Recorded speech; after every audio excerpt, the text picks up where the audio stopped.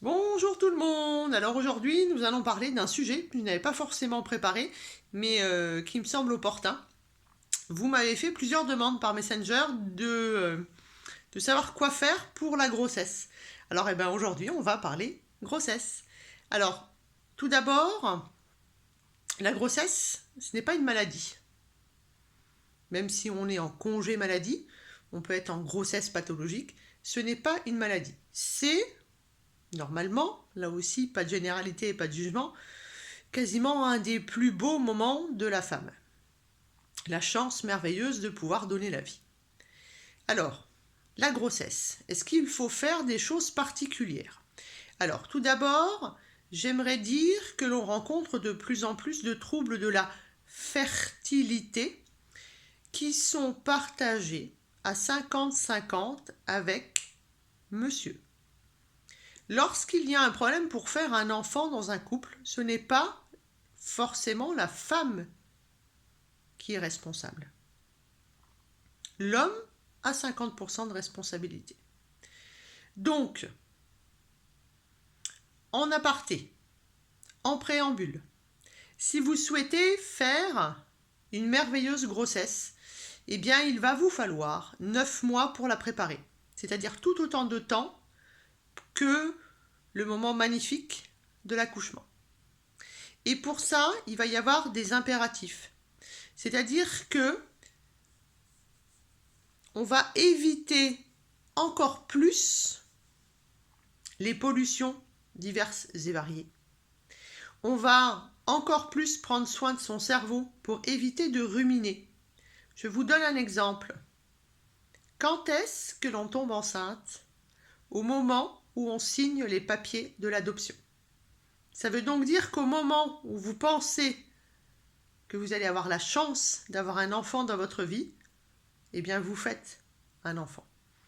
Donc, je sais que là, derrière ma petite caméra, c'est facile à dire.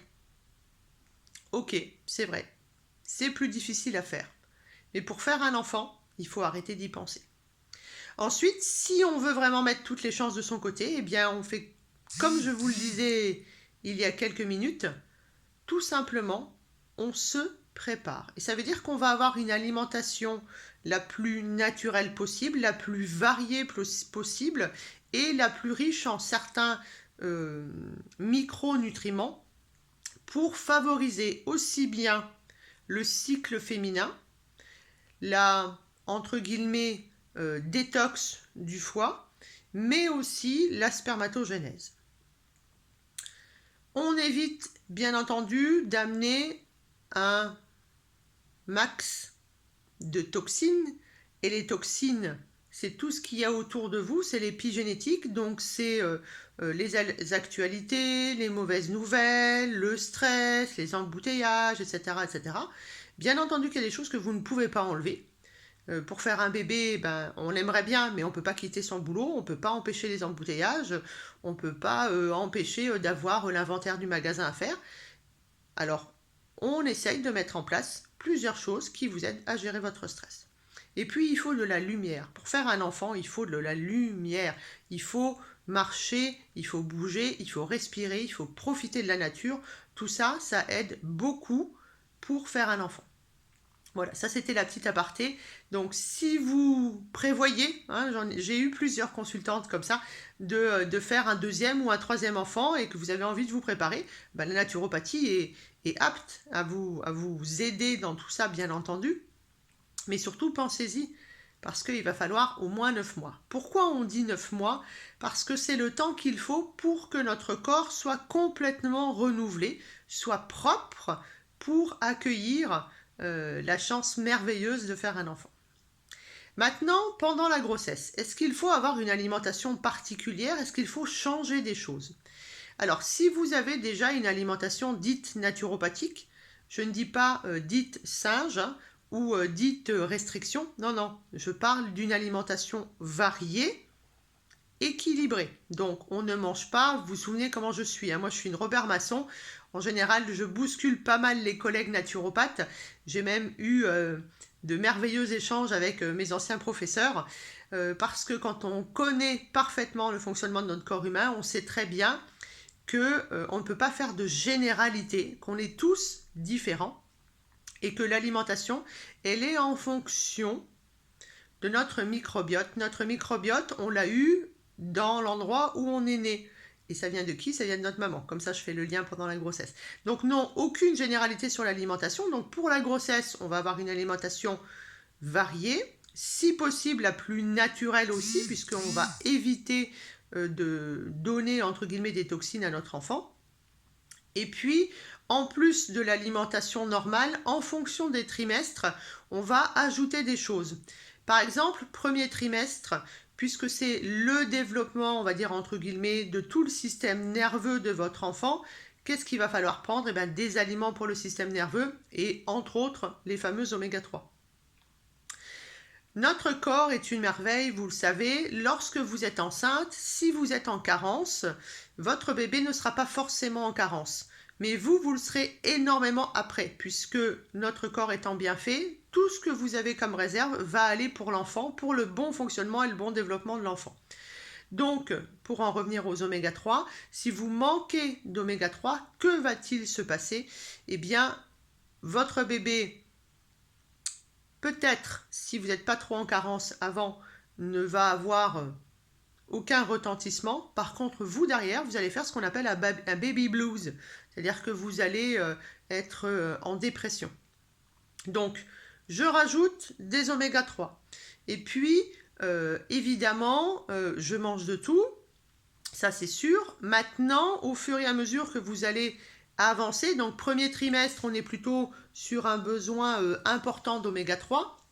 Deuxième trimestre, on va plutôt être sur un besoin qui va être riche en protéines, alors protéines de bonne qualité. Et troisième trimestre, on va plutôt avoir besoin de féculents et plutôt de choses semi-complètes, c'est-à-dire qu'on a besoin de beaucoup de sels minéraux puisque c'est le moment, troisième trimestre, où on va faire le squelette et on va finir, entre guillemets, de créer le reste du corps.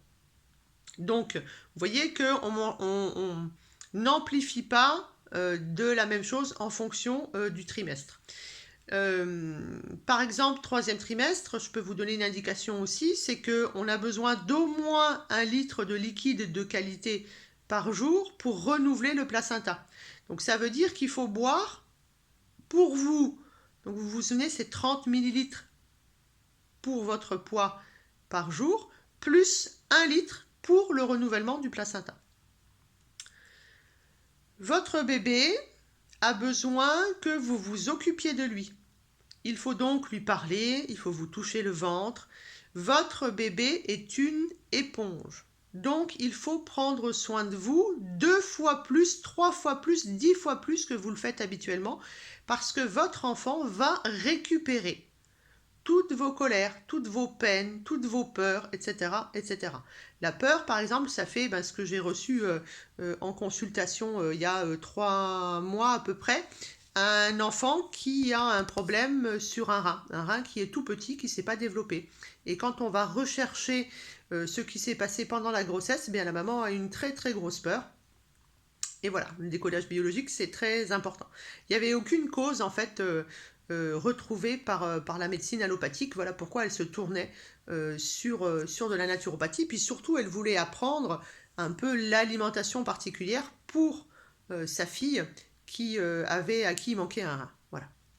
Donc, souvenez-vous bien que ce moment doit être un merveilleux moment. Vous n'êtes pas une grossesse à risque, vous êtes une grossesse sacrée. C'est pas du tout la même chose. Ça, c'est tout aussi important que l'alimentation, votre manière de penser. Donc l'alimentation, il y a quelques particularités. On essaye d'être bien à l'équilibre dans les sels minéraux, dans les vitamines, dans les oméga 3. On ne doit absolument pas manquer de vitamine B9, qu'on appelle aussi les folates, parce qu'elles sont importantes pour le développement du système nerveux. Il n'y a entre guillemets pas de choses interdites lorsque l'on est enceinte. Il faut juste faire attention d'où vous les achetez. Et si vous n'êtes pas très sûr de l'hygiène, il va falloir les faire tremper avec un petit peu de vinaigre, bien sûr. Mais il faut manger de tout, comme dans la vie de tous les jours. Rien n'est mauvais. On parle souvent de la toxoplasmose, par exemple. Est-ce qu'on vous demande d'enlever votre chat, par exemple, ou l'animal de compagnie que vous avez? Non, alors qu'il est bien plus dangereux entre guillemets, je ne pense pas qu'il y ait un danger avec la toxoplasmose, hein, ok, mais il est bien plus dangereux, entre guillemets, d'avoir un chat, de changer la litière, de l'avoir sur vos genoux qui ronronne, etc., que de manger une crudité qui pourrait peut-être avoir une molécule sur l'épluchure de machin. Voilà. On fait beaucoup de cinéma, c'est pour ça que je vous disais en préambule que la grossesse, c'est pas une maladie. Donc, on fait comme d'habitude, on achète de la qualité, on frotte sous l'eau avec une bonne brosse, et puis on fait cuire, et puis on a le droit de manger un petit peu de crudité. Moi, j'avais un prof, celui qui m'a fait les cours sur la grossesse, qui disait, Nadège, moi je conseille des fromages au lait cru. J'interdis effectivement la charcuterie, mais dans l'alimentation naturopathique, on ne mange pas de charcuterie normalement, donc le problème ne se pose pas. Et un peu de crudité, eh bien pourquoi pas, avec du bon gras, ça marche aussi. Donc voilà, pour le développement, en tout cas, il y a plusieurs choses. Pensez aussi qu'il va être important de respirer, d'aller voir l'ostéopathe. Moi, je vous conseille vraiment d'aller voir l'ostéopathe à chaque trimestre pour que vraiment il travaille sur, au départ, il va travailler sur la zone sacrée, puis ensuite, il va travailler sur votre diaphragme, etc., etc. En tout cas, il y a du job. Il y a du job pour que votre bébé puisse, entre guillemets, grandir dans un espace qui est fait pour lui et qui ne va pas l'empêcher, par exemple, de se retourner. Ça, c'est important aussi. Pourquoi pas avec de l'acupuncture aussi. Et puis la respiration, pourquoi la respiration? Puisque le diaphragme, il va y avoir quand même un utérus qui en général fait ça dans votre corps, qui va prendre quasiment toute la place juste sous le nombril jusqu'à votre sexe. Donc vous imaginez bien que lorsque vous avez un bébé qui a sa tête ou ses pieds ou ses fesses au niveau de votre diaphragme, ça va être important de respirer correctement. Tout ça, ça va vous éviter aussi les différents maux. Je vais rajouter là-dessus évidemment de marcher et de boire, puisque quels sont les maux de la grossesse? Le premier, et surtout au premier trimestre, c'est souvent les nausées, les vomissements, les choses comme ça. Eh bien en fait, votre corps vous dit qu'il y a des choses que vous ne devez pas manger, parce que c'est pas le moment, ou votre corps est en train, entre guillemets, de réduire votre alimentation. Alors, si on a des nausées, ce qui marche très bien, c'est le fenouil. Vous faites des infusions de fenouil. C'est le fenouil dans l'alimentation. C'est aussi les tisanes de mélisse. Ça marche super bien. Et le best-of, c'est le tout petit bout de gingembre que vous allez bien sûr éplucher et que vous allez mettre là, ici, devant, entre les dents et les lèvres. Et vous gardez ça dans la bouche. Et je vous assure, ça marche très bien aussi pour les gens qui ont des nausées liées aux chimiothérapies. C'est super magique le gingembre. En plus, ça va vous amener de la chaleur. Et ça va être très bon pour l'estomac. Parce que souvent, on commence à avoir des petites remontées acides, des choses comme ça. Remontées acides qu'on retrouvera d'ailleurs au dernier trimestre. Pourquoi? Ben là aussi, parce qu'on a un merveilleux bébé dans notre ventre, que du coup, il n'y a plus de place pour l'estomac, et que lorsque votre estomac se met en route, qu'est-ce qui se passe? Eh bien, l'acidité qu'il y a dans l'estomac remonte, tout simplement. Donc là, il y a des petites choses toutes simples, hein, c'est de fractionner les repas, et puis de surtout ne pas s'allonger directement après le repas. Voilà, ça c'est plutôt facile. Donc, on mange correctement, on respire, on marche. La circulation du sang est très importante puisque c'est votre sang qui va amener les nutriments et l'oxygène à votre bébé. Même si quelquefois c'est difficile, s'il pèse sur votre vessie, s'il est lourd, si vous êtes fatigué, notamment on est beaucoup fatigué au début de la grossesse et on dort beaucoup. Pourquoi? Parce qu'il faut de l'énergie pour fabriquer notre enfant. Essayez de marcher, essayez de favoriser la circulation du sang. Vous pouvez très bien vous faire masser les pieds par exemple, ça c'est super génial. Faire des bains de pieds aussi, ça fait du bien, et du sel d'Epsom. Tout ça c'est des choses qui vous font du bien.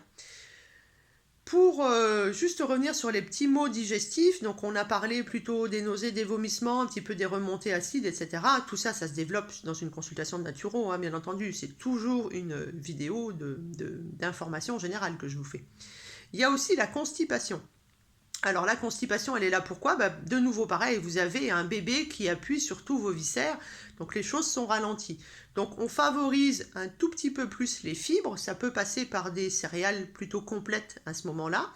On favorise bien entendu la bonne hydratation avec la bonne eau, on se masse le ventre et on bouge, parce que la sédentarité c'est très mauvais pour la constipation.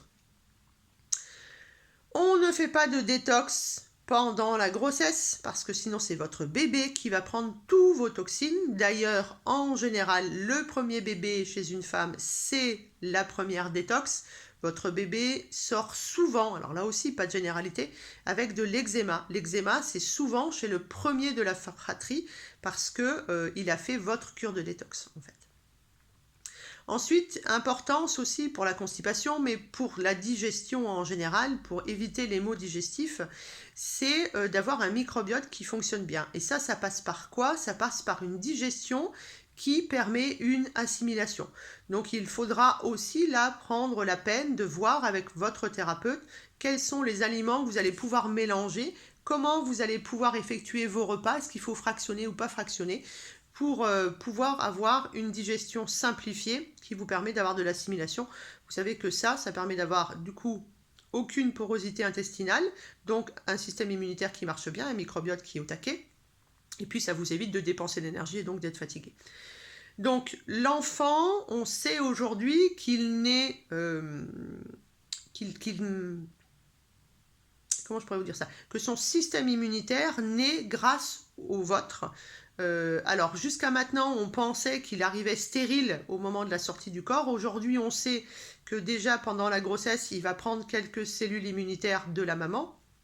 Et puis derrière, si vous avez la chance de faire naître votre enfant par les voies naturelles, c'est-à-dire par voie basse, il va laper votre vagin au passage, au moment où naturellement il va commencer à ouvrir la bouche pour prendre son premier cri, et donc vous allez lui donner votre flore vaginale. Pour avoir une flore vaginale qui est au taquet, il faut avoir un microbiote qui est au taquet. Ça ne veut pas dire qu'il faut forcément prendre des probiotiques, non.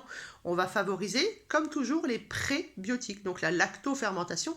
D'ailleurs, très souvent, pendant la grossesse, on a envie de manger ou de la choucroute ou des cornichons ou des choses comme ça. Moi, je vous conseille le jus de légumes lactofermenté, ça ne coûte rien du tout et ça marche superbement bien. Voilà, en tout cas, la grossesse, je veux vraiment que vous entendiez que c'est pas une maladie, c'est un merveilleux moment. Vous allez voir, vous êtes claffi d'hormones, donc en général, on est en pleine forme. Bien sûr que vous allez prendre du poids, et là aussi, c'est normal de prendre du poids. On prend jusqu'à 14-15 kilos. Si vous en prenez plus, là aussi, ne vous inquiétez pas. D'accord? L'important, c'est votre bébé. Vous reperdrez le poids derrière, parce que de toute façon, vous n'allez pas dormir la nuit, vous allez l'allaiter, etc., etc. Le poids, vous allez le reperdre de manière tout à fait naturelle. Ce n'est pas votre préoccupation pendant la grossesse. Ensuite, si vous avez envie de pouvoir vous occuper au mieux possible de votre enfant après la grossesse, c'est-à-dire avoir de l'énergie, ne pas faire une dépression et ne pas avoir de maux AUX ou OTS, eh bien c'est important d'avoir vraiment cette, on va dire, supplémentation. Et moi, j'aime beaucoup supplémenter en oméga 3 et je passe par l'homéopathie, par exemple Rexorubia, ça marche très bien, ou par exemple du plasma marin chez la femme enceinte, quel que soit le stade de la grossesse, parce que c'est quelque chose qui va vous permettre de ne pas être en carence à la fin et donc de ne pas faire de baby blues, de dépression, de fatigue, etc., etc., bien entendu. Mais tout ça, c'est aussi du cas par cas. Donc, la grossesse, c'est merveilleux, je mange comme d'habitude, j'enrichis juste, entre guillemets, en fonction du trimestre, ou en oméga 3, ou en féculents, ou en protéines. Et puis si j'ai des petits maux, eh bien, il y a des manières très simples de gérer tous ces petits maux. Souvenez-vous de tous les petits trucs de grand-mère. Voilà, ben, la grossesse, c'est ça. La grossesse, c'est un merveilleux moment. Il nous faut 9 mois pour préparer une merveilleuse grossesse. Et puis aussi, pensez à prendre encore plus soin de vous. Et comme je vous l'ai dit, ce n'est pas une maladie. Donc, on continue à marcher, on continue à respirer, on continue à aller dans la nature. Tout ça, c'est super important. Et votre enfant est une éponge. Et si par hasard, parce que ça, on est d'accord qu'on ne choisit pas, il y a une peur, il y a une colère, il y a une tristesse, eh bien, on peut le travailler ensuite avec l'enfant. Mettez bien l'enfant sur vous, faire les exercices de respiration avec votre enfant, le best-of en peau à peau, bien entendu. Et dites-lui bien à l'enfant, hein, que ce soit il ou elle, on s'en fout, que il ou elle n'est responsable de rien, que c'est la vie, qu'on oublie, qu'on est réparé et que tout va bien. Voilà. Voilà ce que je voulais vous dire sur la grossesse. Prenez soin de vous et je suis dispo si vous avez besoin. À bientôt!